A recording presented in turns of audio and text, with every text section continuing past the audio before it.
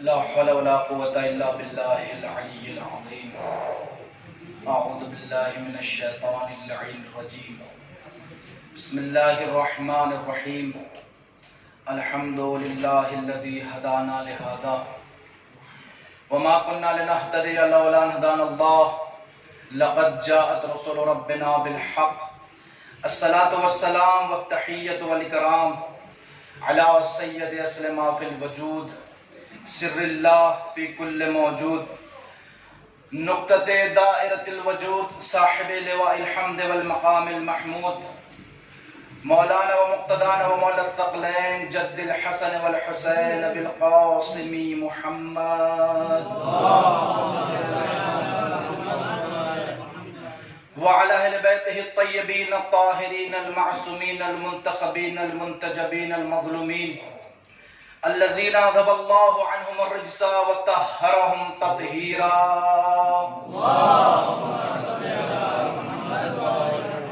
ولعنة الله على أعدائهم أجمعين من الآن إلى صباح يوم الدين. أما بعد فقد قال الله سبحانه تبارك وتعالى في كتابه المبين وهو أصدق الصادقين وقوله الحق. بسم الله الرحمن الرحيم. كل نفس ذائقة الموت. صلوات پڑھ دے محمد وآل محمد. اللهم صل على محمد وآل محمد. ایک مرتبہ سورہ الحمد اور 3 مرتبہ سورہ توحید کی تلاوت فرما کر سید غضنفر علی زیدی مرحوم ابن سید قلب حسین زیدی مرحوم سید عاشور کاظمی مرحوم سیدہ شمیم زہرا مرحومہ کی روح پہ ثالثہ فرما.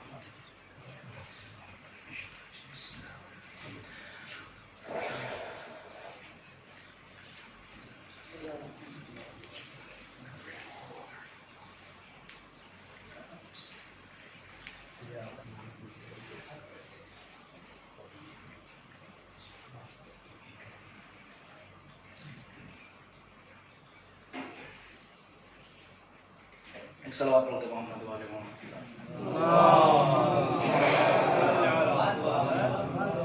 عزیزان گرامی بزرگان محترم، ہم سب مل کر اس وقت دنیا کی عظیم ترین عبادت میں مصروف ہیں جسے ذکر محمد والے محمد کہتے ہیں. اللہ اس ذکر کو بابا کرنے کی توفیق ہر انسان کو نصیب فرمائے اور ہمارے اور آپ کی اس مجلس کو اپنی بارگاہ میں مشکور و مقبول فرمائے. عزیزان گرامی، جیسا کہ آپ پر یہ واضح اور روشن ہے کہ یہ مجلس چہلم ہے، مجلس سال ثواب ہے، اور میں نے آیت کی تلاوت کی، آپ کو واضح ہو گیا ہوگا میری مجلس کا موضوع موت. عزیزان گرامی، عام طور پر جب مجلس سال ثواب ہوتی ہے تو موت کے اوپر تذکرہ ہوتا ہے، لہٰذا اسی کا اتباع کرتے ہوئے میں بھی آپ کی خدمت میں موت کے حوالے سے کچھ باتیں ذکر کروں گا قرآن و حدیث کی روشنی میں. پروردگار عالم سورہ آل عمران کی 195 آیت میں ارشاد فرماتا ہے کہ کل نفس ذائقۃ الموت، کہ ہر نفس کو موت کا مزہ چکھنا ہے، ہر ذی روح کو موت آنی ہے. سورہ آل عمران کی 195 آیت ہے جس میں پروردگار عالم نے ارشاد فرمایا کہ ہر نفس کو موت کا مزہ چکھنا ہے، ہر ذی روح کو موت آنی ہے. اس میں اللہ نے اعلانیہ طور پہ ارشاد فرما دیا کہ ہر ذی روح نے مرنا ہے. اب ہم پروردگار عالم سے سوال کریں، پروردگار عالم ذرا یہ تو بتا کہ جب ذی روح کو موت آنی ہے اور موت کسے کہتے ہیں تو افتراق الروح عن الجسد، روح کا الگ ہو جانا جسم سے، اسے کہتے ہیں موت. تو پروردگار عالم یہ جو روح الگ ہو جاتی ہے جسم سے، یہ جو روح الگ ہو جاتی ہے تو اسے کہتے ہیں موت. اور ہر نفس کو موت کا مزہ چکھنا ہے تو پروردگار عالم یہ روح قبض کون کرتا ہے؟ تو اللہ نے کہا روایات کی طرف کیوں جاؤ گے، خود قرآن مجید پڑھو. سورہ سجدہ آیت نمبر 11 میں اللہ نے ارشاد فرمایا قل یتوفاکم ملک الموت الذی وکل بکم ثم الی ربکم ترجعون. اللہ ارشاد فرمایا حبیب کہہ دیجئے کہ تمہیں موت کون دے گا؟ ملک الموت دے گا. یعنی تمہاری روح ملک الموت قبض کرے گا. کون ملک الموت؟ الذی وکل بکم، وہ ملک الموت کہ جس کا کام ہی یہ ہے کہ وہ تم لوگوں کی روح کو قبض کرتا ہے۔ ثم الی ربکم ترجعون، پھر موت کے بعد تم اپنے رب کی طرف دوبارہ پلٹا دیے جاؤ گے۔ تو دونوں آیت سے ایک بات کا پتا چلا کہ ایک آیت میں اللہ نے کہا کہ مرنا ہے ہر ذی روح کو، اور کیسے روح قبض ہوگی؟ ملک الموت قبض کریں گے۔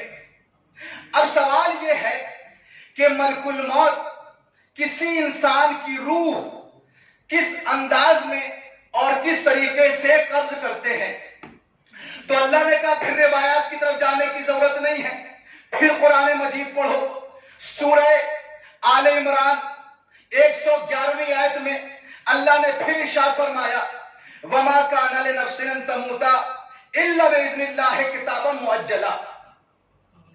توجہ جانے کے بعد اب دیکھیے اللہ اس میں ارشاد فرماتا ہے کہ وَمَا كَانَ لِنَفْسٍ أَن تَمُوتَ إِلَّا بِإِذْنِ اللَّهِ كِتَابًا مُؤَجَّلًا، کہ کسی بھی نفس کو موت نہیں آئے گی الا باذن اللہ، اس وقت آئے گی کہ جب اللہ کا اذن ہو۔ کتاباً معجلہ، اور یہ وہ فیصلہ ہے جو لکھ دیا گیا ہے۔ اب دونوں آیت کو ملائیے، جسم سے روح کا الگ ہو جانا ہے موت، اور روح قبض کرتا ہے فرشتہ ملک الموت، اور اللہ کہتا ہے موت آئے گی ہی نہیں کسی نفس کو جب تک ملک الموت روح قبض کرنے کی اجازت اللہ سے نہ لے لے۔ بہت توجہ جانے کے بعد کسی بھی نفس نے کسی بھی نفس کو اس وقت تک موت نہیں آنی ہے کہ جب تک فرشتہ ملک الموت روح قبض کرنے کی اجازت اللہ سے نہ لے لے۔ توجہ چاہتا ہوں، جب تک روح قبض کرنے کی اجازت اللہ سے نہ لے لے۔ تو اس آیت میں واضح ہو گیا کہ فرشتہ ملک الموت روح قبض کرنے کی اجازت کس سے لیتا ہے؟ توجہ، اللہ سے لیتا ہے۔ یہ ہے آیت۔ اب آئیے، ایک مرحوم کے ایصال ثواب کی مجلس ہے، اس مرحوم کا مرتبہ اور سارے حاضرین اور قیامت تک آنے والے شیعان حیدر کرار کا مرتبہ کیا ہے اللہ کی نظر میں، رسول کی نظر میں؟ آئیے رسول سے پوچھتے ہیں۔ اللہ نے کہا کہ کسی بھی نفس کو اس وقت تک موت نہیں آنی کہ جب تک ملک الموت روح قبض کرنے کی اجازت اللہ سے نہ لے لے۔ اب شیعہ علی کا مرتبہ سنیے، شیعان علی کا مرتبہ سنیے۔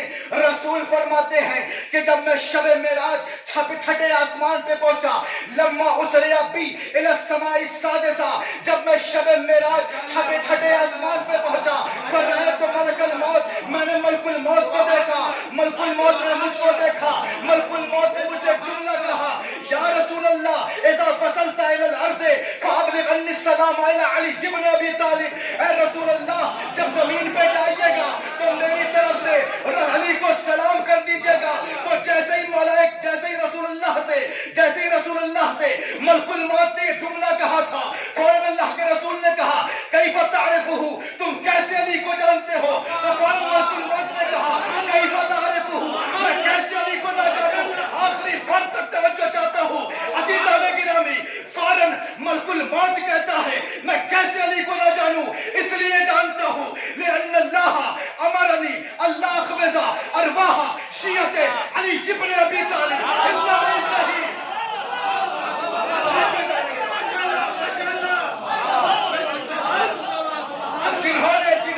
جنہوں نے روایت کی عربی کا لطف لے لیا ان کے لیے میں سبحان اللہ کہتا ہوں، اور جو مانے ترجمہ سمجھنے ہیں میرے ساتھ رہیے گا، الگ نہیں چھوڑوں گا۔ اللہ نے کہا، ملک الموت کہتا ہے کہ رسول اللہ اس لیے علی کو جانتا ہوں کیونکہ اللہ نے جب مجھے ملک الموت بنایا تو مجھے حکم دیا جب تک علی سے اجازت نہ لے لینا علی کے شیعوں کی روح قبض نہ کرنا۔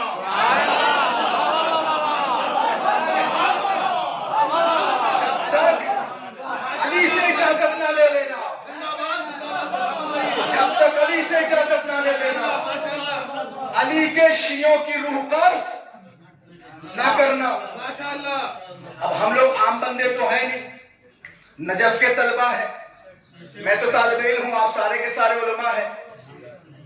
ہم لوگ علم اصول پڑھتے ہیں، علم اصول میں ایک اصطلاح ہے حجت خبر واحد کے، اگر آپ پڑھیں، آپ پڑھتے ہیں یقیناً، اس میں اگر کوئی بھی حدیث قرآن کے خلاف جائے اس کو مانا نہیں جاتا.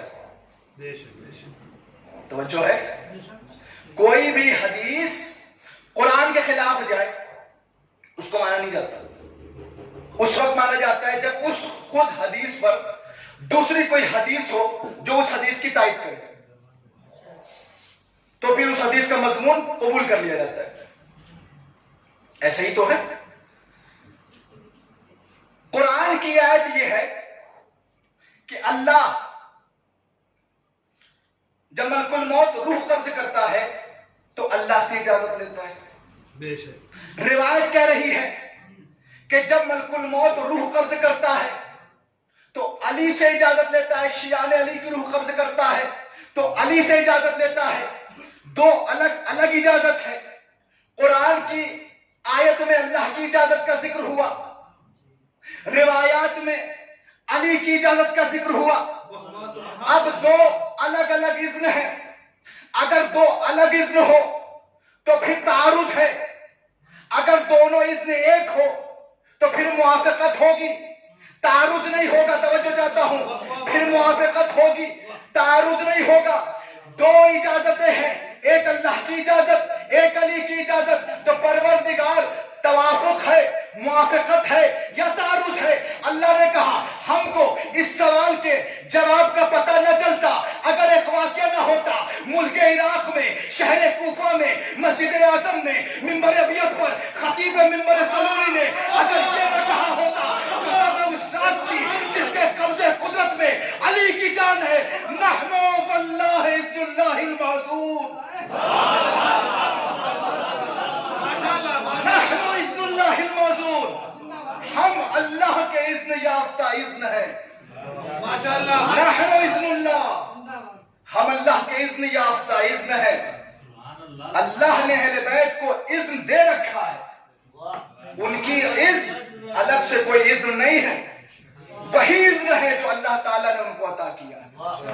نحنو اذن اللہ المعذور، ہم اللہ کے اذن یافتہ اذن ہے. یہ ہے قرآن کی آیت جس میں موت کا تذکرہ ہوا اور روایت میں. توجہ عزیزان گرامی، آپ بہار و نوار کو اٹھائیں اور اس میں پڑھیں. علامہ مجلسی نے ایک باب قائم کیا ہے، حضور الرسول والائمہ عند الاحتضار.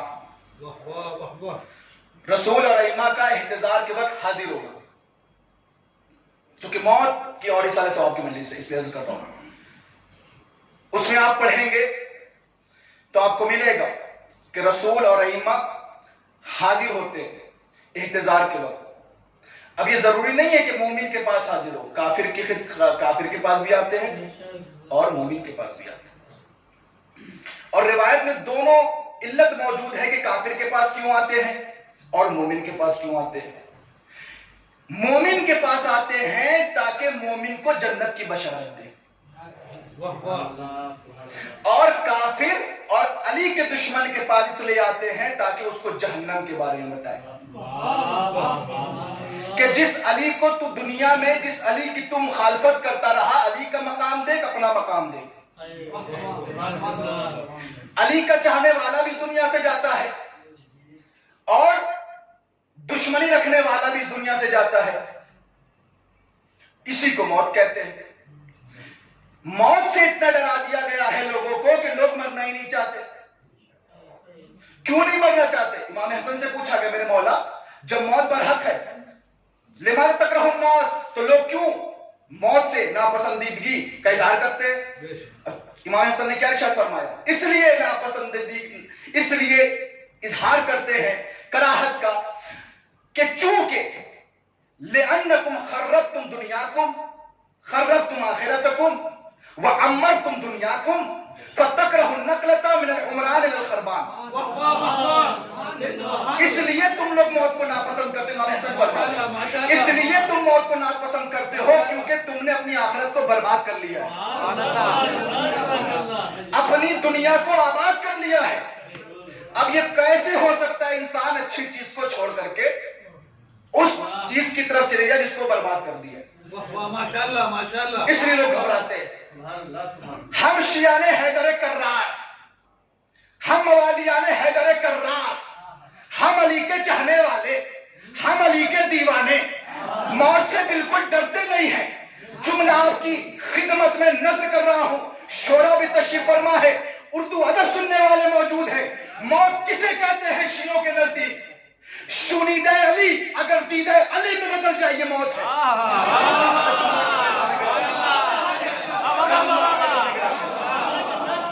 شنیدہ یعنی سننا. جس علی کو زندگی بھر سنا تھا اس علی کو مرنے کے بعد دیکھ رہے ہیں، یہی تو موت ہے. جس علی کو سنا تھا اس علی کو دیکھ رہے ہیں، یہی تو موت ہے. مرنا تو سب کو ہے، تو اچھا نہیں کسی کو مان کے مرے. کسی کو مان کے مرے، کسی کو چاہ کر کے مرے. مرنا تو سب کو ہے. انبیاء حاضر ہوتے ہیں، ملائکہ حاضر ہوتے ہیں، معصومین حاضر ہوتے ہیں ہر انسان کے نزدیک. اور شیعہ علی کے نزدیک جب حاضر ہوتے ہیں تو عظمت سنیے گا. سورہ فجر میں جو یہ آیت ہے، یا ایتھا النفس المطمئنہ ارجعی الی ربک راضیۃ مرضیہ فادخلی فی عبادی وادخلی جنتی. معصومین فرماتے ہیں جب ایک علی کا چاہنے والا اس دنیا سے جاتا ہے تو عرش سے آواز آتی ہے، یا ایتھا النفس المطمئنہ، اے نفس مطمئن رکھنے والے شیعان حیدر کرار، پلٹا اپنے رب کی طرف. کس حال میں؟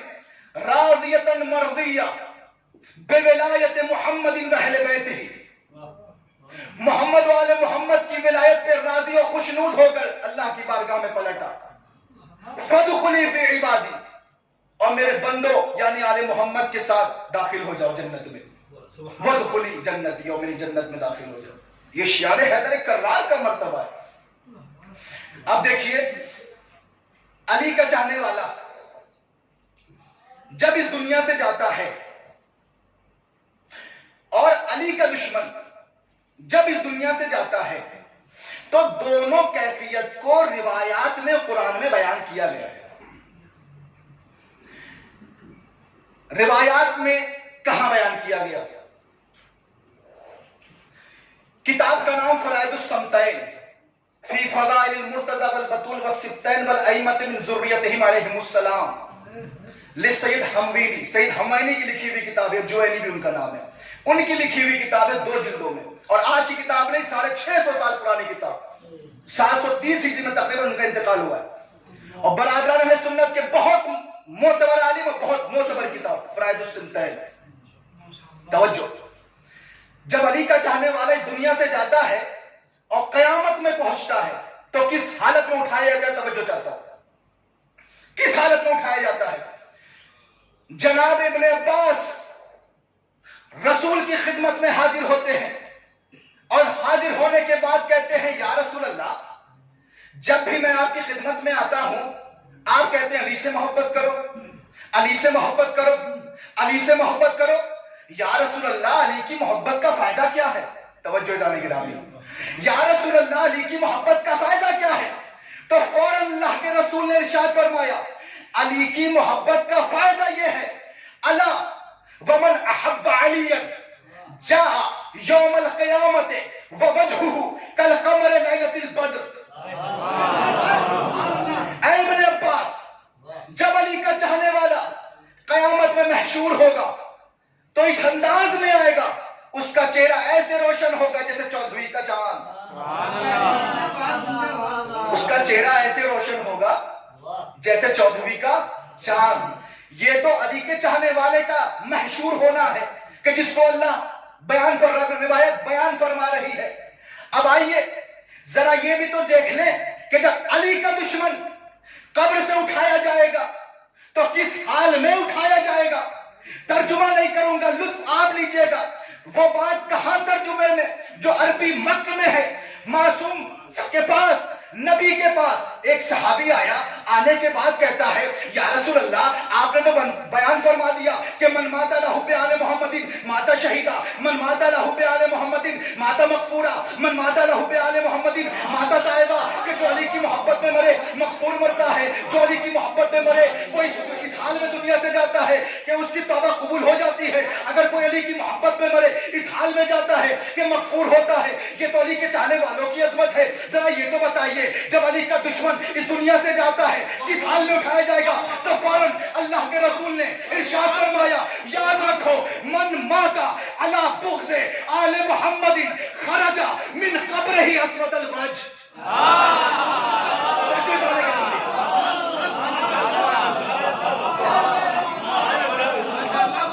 جب بھی علی کا بولی سے بغض رکھنے والا اس دنیا سے جائے گا تو اس حالت میں محشور ہوگا کہ اس کا چہرہ سیاہ ہوگا. دیکھ لو علی کے چاہنے والوں کی عظمت کیا ہے, چہرہ چودھویں کے چاند کی طرح منور ہوگا.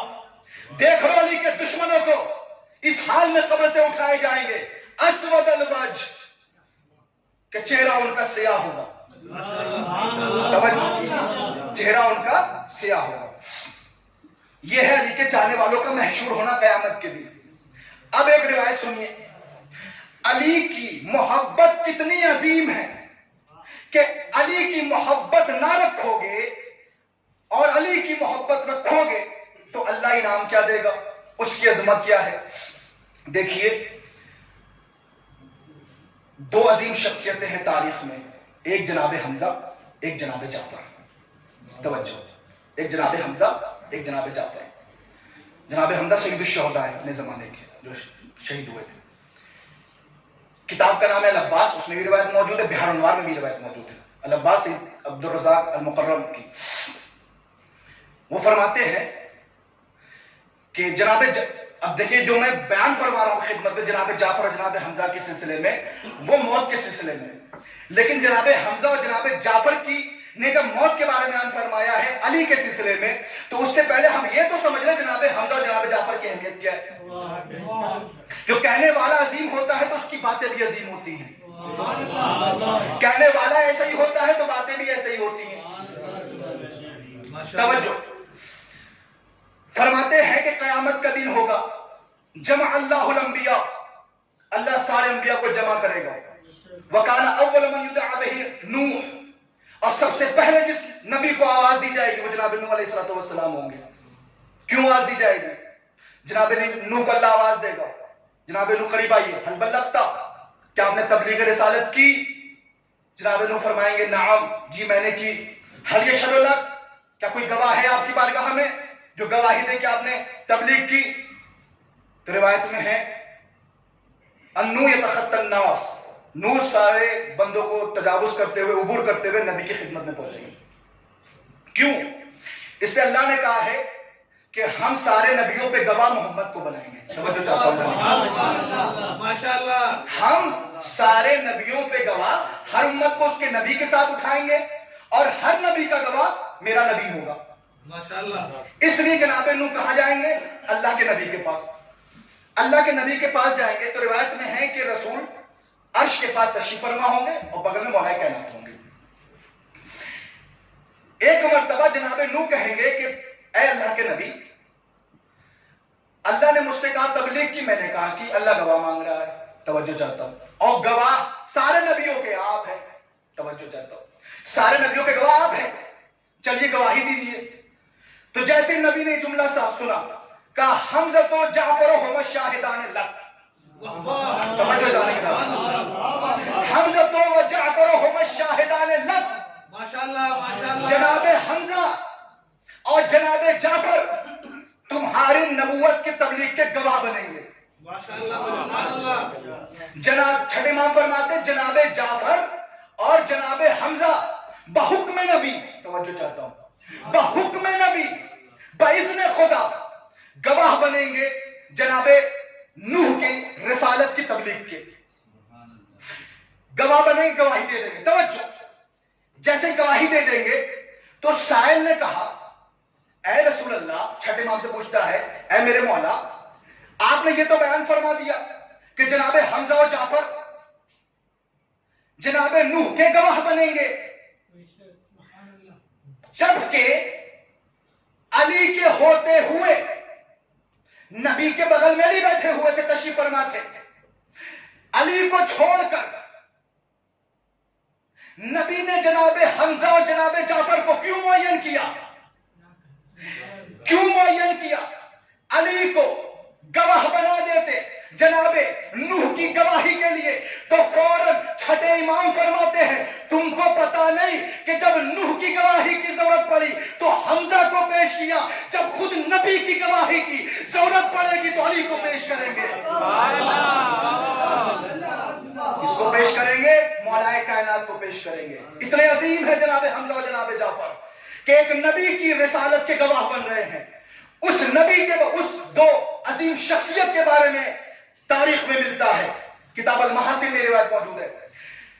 بنی ہاشم کا غلام تھا، وہ روایت کرتا ہے کہ صلی اللہ علیہ رسول اللہ صبح، رسول نے ہم کو نماز صبح کی جماعت فرمائی، والتفت الینا، ہماری طرف متوجہ ہوئے اور متوجہ ہونے کے بعد کہتے رہے تو فی البارحۃ المنام حمزہ و جعفر، ماشاءاللہ میں نے کل خواب میں جناب حمزہ کو دیکھا ہے، جناب جعفر کو دیکھا ہے۔ سبحان اللہ۔ تو صحابہ کہتے ہیں کہ کس حال میں تھے؟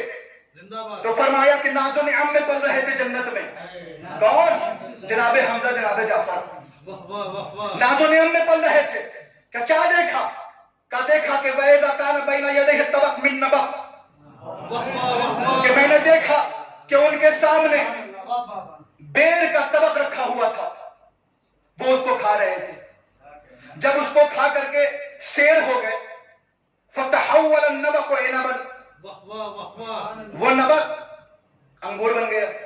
ماشاءاللہ ماشاءاللہ۔ جب اس کو بھی کھا چکے تو وہ انگور کھجور بن گیا۔ ماشاءاللہ ماشاءاللہ۔ جب اس کو بھی کھا چکے، ایک لفظ کا ذمہ دار ہو، جب اس کو بھی کھا چکے تو ایک مرتبہ اللہ کے نبی فرماتے ہیں بی ابی انتما، میرے ماں باپ آپ دونوں پہ قربان ہو جائے، واہ واہ۔ میرے ماں باپ آپ دونوں پہ قربان ہو جائے۔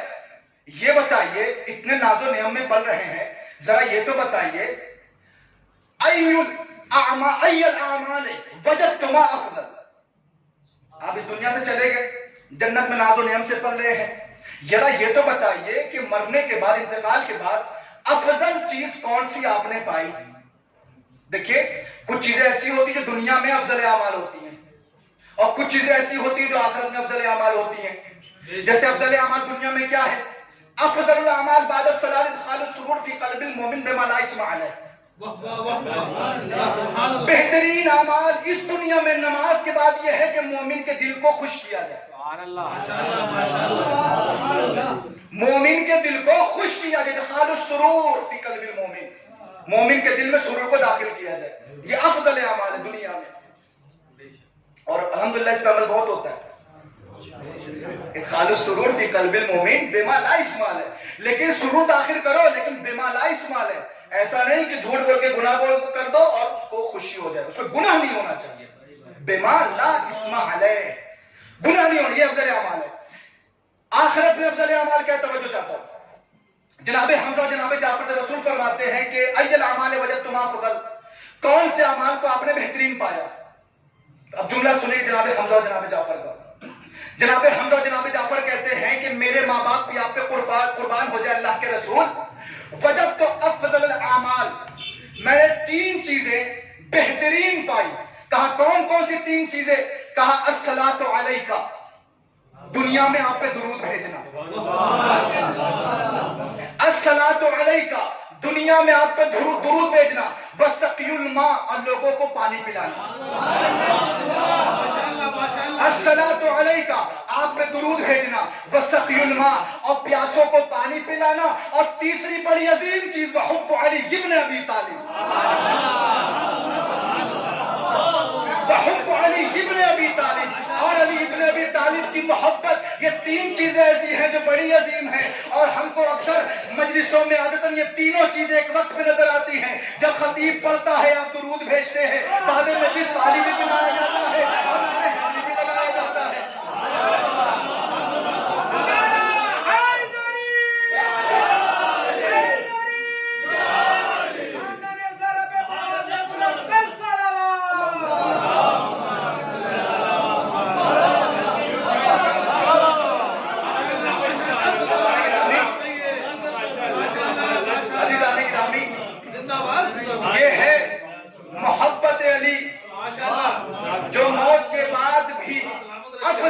اعمال ہے، موت کے بعد افضل اعمال ہے. آخری بات ربط مسائب، لیکن جیسے بیدار ہو کے ابھی تک سنتے چلے آ رہے ہیں، انشاءاللہ اور الحمدللہ ایسے ہی سنیں گے. صلوات علی محمد وعلی محمد کی ذات. بس آخری بات، کس قدر علی کی محبت بہترین عمل ہے کہ افضل اعمال ہے. جناب حمزہ و جناب جعفر فرماتے ہیں، دیکھیے روایات میں دو چیزوں کا ذکر ہوا، موت اور علی کے حوالے ذکر کر رہا ہوں. معصوم فرماتے ہیں کہ ان السعید کل السعید حق السعید من احب علیا فی حیاتہ و بعد مماتہ. بے شک خوش قسمت، کامل ترین خوش قسمت، حقیقی خوش قسمت وہی ہے جو علی سے محبت کرے حیات میں بھی اور علی کے جانے کے بعد. وہ سعید ہے. اور سعادت کے مقابلے میں جو لفظ بولا جاتا ہے وہ ہے شقاوت، بدبختی. ان السعید کل السعید حق السعید من احب علیا فی حیاتہ و بعد مماتہ. فوراً اللہ کے نبی نے پھر ارشاد فرمایا ان الشقی کل الشقی من ابغض علیا فی حیاتہ و بعد مماتہ. شقی اور حقیقی شقی وہ ہے جو علی سے علی کی زندگی میں بغض رکھے، علی کے جانے کے بعد بھی بغض رکھے. اسی لیے علی نبی نے ہر موقع میں فرمایا کہ علی کی حقیقت کیا ہے. فرمایا یا علی لا یحبک من العرب الا دعی، توجہ، ولا من سائر الناس الا شقی.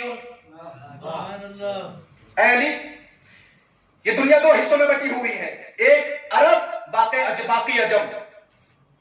عرب میں سے اگر کوئی آپ سے بغض رکھے گا وہ دعی ہوگا. توجہ چاہتا ہوں، ابھی دعی کا مفہوم واضح کروں گا. وہ دعی ہوگا. اور اس کے علاوہ جتنے لوگ ہوں گے وہ آپ سے بغض رکھیں گے وہ شقی ہوں گے. توجہ، بتا چکا شقی کسے کہتے ہیں. توجہ، عرب میں سے آخری بات، عرب میں سے کوئی علی سے بغض رکھے تو وہ کیا ہوگا؟ دعی ہوگا. دال عین یا تین لفظ ہیں. دعی جو علی سے بغض رکھے گا عرب میں، یعنی وہ کیا ہوگا؟ دعی ہوگا. جائیے، میں نجف کا بہت اپنا طالب علم ہوں، آپ ہم سے بہترین طالب علم ہیں، جا کے لغت اٹھا کے دیکھیے گا دعی کسے کہتے ہیں. جو علی سے بغض رکھے گا عرب میں سے وہ دعی ہوگا. جا کے لغت اٹھا کے دیکھیے گا دعی کسے کہتے ہیں. تین معنی میں نے دیکھے، ممکن ہے اور بھی معنی ہوں. دعی کہتے کسے ہیں عرب میں سے جو علی سے بغض رکھے. دعی کسے کہتے ہیں؟ لغت لکھنے والوں نے فرمایا الدعی الولد المنسوب الى غیر ابی. دعی اس بیٹے کو کہتے ہیں جو ہو کسی کا، کہلائے کسی کا.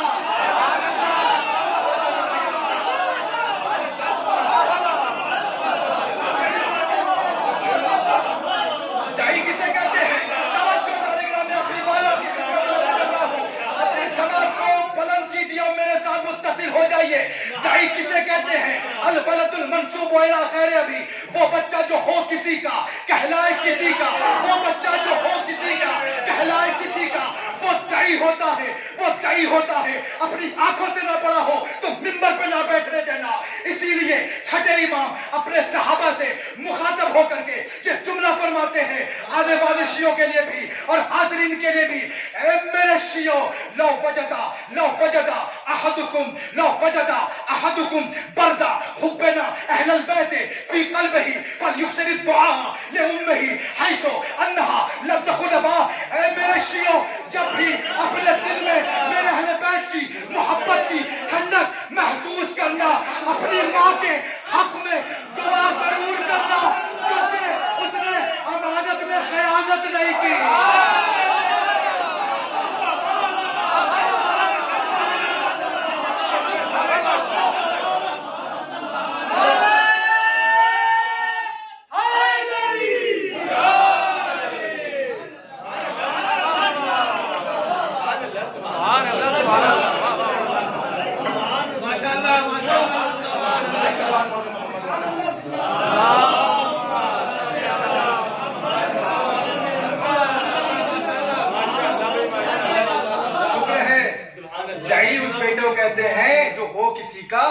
کہلائے کسی کا. اسی لیے چھٹے امام نے فرمایا میرے شیعوں، لو وجد احدکم اہل البیت فی قلبہ، اگر اپنے دل میں ہم اہل بیت کی محبت کی ٹھنڈک محسوس کرنا، فلیکثر الدعاء لأمہ، صرف دعا نہیں کرنا، اکثار کثرت سے دعا کرنا اپنی ماں کے حق میں، حیث انہا لم تخن ابا، اس لیے کہ اس نے امانت میں خیانت نہیں کی۔ ماشاءاللہ ماشاءاللہ، یہ ہے علی کے چاہنے والوں کی عظمت، اسی لیے یہی محبت کام آتی ہے وقت کے۔ بہت سی چیزیں تھی، چھوڑ رہا ہوں، وقت دامن وقت گنجائش نہیں ہے۔ عزیزان گرامی، چونکہ ایک مرحوم کے اصال ثواب کی مجلس ہے اور ایک مرحومہ کے بھی اصال ثواب کی مجلس ہے، عزیزو جیسا کہ آپ کو پتا ہے کچھ مہینوں کے بعد ماہ محرم ہمارے درمیان میں حاضر ہو جائے گا، داخل ہو جائے گا۔ ہم سب لوگ امام حسین علیہ السلام کے عزادار ہیں، عزاداری کریں گے۔ جس قدر اس ہستی کے فضائل ہیں نا، اس سے بھی زیادہ ان ہستیوں کے مسائل ہیں، اور یہ ہستیاں ایسی ہیں کہ جب ان ہستیوں کا ذکر ہوتا ہے نا تو مومن کی آنکھوں سے بے ساختہ آنسو جاری ہو جاتے ہیں، بے ساختہ آنسو جاری ہو جاتے ہیں۔ کیوں جاری نہ ہو؟ کیوں جاری نہ ہو؟ اس لیے کہ رسول نے فرمایا تھا، امام حسن کو جب آتے ہوئے دیکھا ہے تو ایک جملہ کہا تھا، قال رسول اللہ صلی اللہ علیہ وآلہ للحسین وہو مقبل الیہ، امام حسین کے بارے میں رسول نے فرمایا اس حالت جب امام حسین رسول کی طرف آ رہے تھے، فرمایا انا لقتل الحسین فی قلوب المؤمنین حرارتا لا تبرد ابدا، کہ حسین کے قتل ہونے کی وجہ سے، شہادت کی وجہ سے مومنین کے دلوں میں ایسی آگ لگ جائے گی جو قیامت تک کبھی ٹھنڈی نہیں ہوگی۔ ہمیشہ مومن ذکر حسین سن کے، مصائب حسین سن کے روتا ہے، اسی لیے رسول، اسی لیے مولا حسین کربلا میں ارشاد فرماتے تھے، انا قتیل العبراء ما یذکرنی مؤمن الا استعبرا، مجھے رلا رلا کے مارا گیا، مجھے رلا رلا کے مارا گیا، کبھی میں اکبر کے لاشے پہ رویا، کبھی علی اصغر کے لاشے پہ رویا، کبھی قاسم کا لاشا اٹھاتے وقت رویا۔ مولا فرماتے ہیں مجھے جب بھی مومن یاد کرے گا استعبرا، اس کی آنکھوں میں آنسو ضرور آئے گا۔ امام حسین علیہ السلام کے مسائل پڑھنے کا حکم ہے، بہت اختصار سے کام لوں گا چونکہ محرم آنے والا ہے کچھ مہینوں کے بعد، لہٰذا وہ روایت جو میں اکثر پڑھا کرتا ہوں محرم کے حوالے سے، جناب شبیب فرماتے ہیں دخلت علی الامام الرضا، میں امام رضا کی خدمت میں حاضر ہوا، ماہ محرم کی 1 تاریخ تھی۔ 8ویں امام فرماتے ہیں یبن الشبیب الصائم انت، یبن الشبیب کیا روزے سے ہو؟ فرمایا نہیں مولا روزے سے نہیں ہوں۔ کہ ابن الشبیب پتا ہے یہ محرم وہ مہینہ ہے، ان اہل الجاہلیت کانوا یحرمون القتال لحرمتہ، زمانے جاہلیت کے لوگ اس مہینے کا بڑا احترام کرتے تھے، اس میں جنگ نہیں کرتے تھے، لیکن اس امت کو کیا ہو گیا تھا کہ جس نے اس مہینے کی حرمت کا لحاظ بھی نہیں رکھا اور نبی کی حرمت کا لحاظ بھی نہیں رکھا، لقد قتل الحسین ابن علی، اور انہوں نے اس مہینے میں حسین ابن علی کو شہید کر دیا۔ جملہ سنیں گے، مولا فرماتے ہیں ابن الشبیب اذا كنت باقیا لشیء فابکی علی الحسین، ابن الشبیب اگر کسی چیز پہ رونا آئے نا تو کسی چیز پہ نہ رونا، میرے آقا حسین کی مصیبت کو یاد کر کے رونا۔ کیوں رونا؟ اس لیے فَإِنَّ الْحُسَيْنَ ذُبِحَ كَمَا يُذْبَحُ الْكَبْشُ، اس لیے رونا کیونکہ حسین کو اس طریقے سے ذبح کیا گیا جیسے گوسفند کو ذبح کیا جاتا ہے۔ ذرا میری طرف متوجہ ہو کے ایک جملہ سنیے گا، علماء فرماتے ہیں کہ آخر کیوں امام حسین علیہ چھٹے امام نے کیسے تشبیہ دی امام حسین کے قتل کی گوسفند سے؟ بقرعید آنے والی ہے نا، آپ لوگ قربانی کرتے ہیں، کس حالت میں قربانی ہوتی ہے؟ جب بکرے کو لٹا دیا جاتا ہے، قربانی کے جانور کو لٹا دیا جاتا ہے تو چاروں طرف لوگ کھڑے رہتے ہیں عموماً، اور ایک ذبح کرنے والا چھری چلاتا ہے اور سارے کہتے ہیں ذبح کر دو، بسم اللہ کرو ذبح کر دو۔ فرماتے یہی حال تھا امام حسین کے سینے کے اوپر جب شبر لئی سوار ہوا تھا تو سارے کھڑے تھے اور کہہ رہے تھے اے شبر حسین کو ذبح کر دے، ہم راضی ہے۔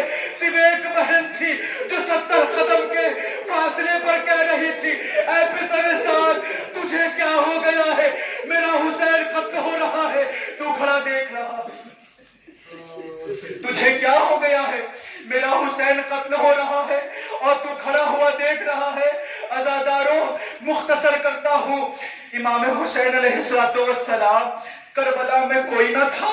ایک مرتبہ امام سید سجاد کے خیمے میں آتے ہیں، آنے کے بعد سید سجاد کو اٹھاتے ہیں، اٹھانے کے بعد کہتے ہیں جیسے سید سجاد نے بابا کو اس حال میں دیکھا، ایک مرتبہ کہتے ہیں بابا میرا چچا عباس کہاں ہے، اے بابا میرا بھیا علی اصغر کہاں ہے، اے بابا میرا بھائی قاسم کہاں ہے۔ جملہ سنیں گے روایت کا جملہ، مولا حسین فرماتے سید سجاد ما بقی من الرجال احد الا انا وانتا، اے میرے بیٹا مردوں میں سے میرے علاوہ تمہارے علاوہ کوئی نہیں بچا ہے۔ یہ سننا تھا۔ ایک مرتبہ بغل میں جناب زینب تشریف فرما تھی، جناب سید سجاد کہتے ہیں یا امتی علی بالعصا والسیف، اے پھوپھی اماں ذرا تلوار تو اٹھا کے دیجئے، ذرا عصا تو اٹھا کر کے دیجئے۔ کہا بیٹا عصا کا کیا کرو گے، تلوار کا کیا کرو گے؟ کہا پھوپھی اماں عصا کا سہارا لے کر کے تلوار سے جہاد کروں گا۔ ارے یہ کیسے ہو سکتا ہے، میں موجود رہوں، میرا پاپا اتنی غربت میں موجود ہوں۔ مولا حسین نے یہ جملہ سنا اور ایک مرتبہ کہتے بیٹا بیماروں سے جہاد ثاقب ہے، بیٹا جہاد نہ کرنا، بیٹا ایک جملہ سنو، اے بیٹا جب کربلا سے کوفے سے شام جانا تو میرے شیعوں کو ایک پیغام سنا دینا۔ بابا کون سا پیغام؟ کہنا بیٹا ان ابی قتل مکروبا عطشانا، اے میرے شیعوں امام حسین پیاسے مارے گئے، اے میرے شیعوں۔ عزادارو یہ گرمی کا موسم ہے نا، جب پیاس لگتی ہے کتنا تڑپ جاتے ہو۔ مولا حسین فرماتے ہیں اے بیٹا سید سجاد میرے شیعوں سے کہہ دینا اذا سمعتم بقتیل او غریب فاندبونی واذا شربتم معاذ فاذکرونی، اے میرے شیعوں جب کبھی ٹھنڈا پانی پینا حسین کی پیاس کو یاد کر کر کے رونا، اور جب کسی بے گناہ کا ذکر سننا تو مجھ پہ ہائے حسین کر کے رونا۔ آقا کیوں ہائے حسین کر کے رو؟ کہا اس لیے لِأَنَّهُمْ قَتَلُونِي، اس لیے ان لوگوں نے مجھے قتل کر دیا، صرف قتل نہیں کر دیا بعد القتل بجرد الخیل سحقونی۔ عزادارو جرد جانتے ہو کس کو کہتے ہیں؟ جرد کہتے ہیں اس لوہے کو جو گھوڑوں کی سموں میں لگایا جاتا ہے۔ مولا حسین فرماتے ہیں بعد القتل بجرد الخیل سحقونی، ارے ان لوگوں نے گھوڑوں کے نیچے ہوئے لگام سے مجھے سحق کر دیا۔ یہ سحق عربی کا لفظ ہے، اس کا ترجمہ نہیں کروں گا، جائیے کسی حکیم سے پوچھئے یہ سحق کرنا کسے کہتے ہیں، وہ فرمائے گا جب کسی چیل کو کھرل اور اوکھلی میں ڈال کر کے اسے کوٹ لیتے ہیں اسے کہتے ہیں سحق کرنا۔ فاطمہ کا لال فرماتا ہے بعد القتل بجرد الخیل سحقونی، ارے ان لوگوں نے گھوڑے کی سموں سے مجھے پائمال کر ڈالا اور ایسا پامال کر ڈالا کہ 11 محرم کو جب میری سگی بہن میرے جنازے میں پہنچی تو یہ جملہ کہتی ہے هل انت اخی حسین، کیا تو ہی میرا بھائی حسین ہے، کیا تو ہی فرزند مصطفیٰ ہے، کیا تو ہی فرزند مرتضیٰ ہے۔ بس یعلم الذین ظلموا انهم منفرطون ان اللہ بین الیہ راجعون۔ ایک مرتبہ سورہ الحم اور 3 مرتبہ سورہ توحید کی تلاوت فرما کر سید غضنفر علی زیدی مرحوم، ابن سید کلب حسین زیدی مرحوم، سید عاشور کاظم مرحوم، سیدہ شمیم زہرہ مرحومہ کی روح کو اصالِ ثواب فرما دیں۔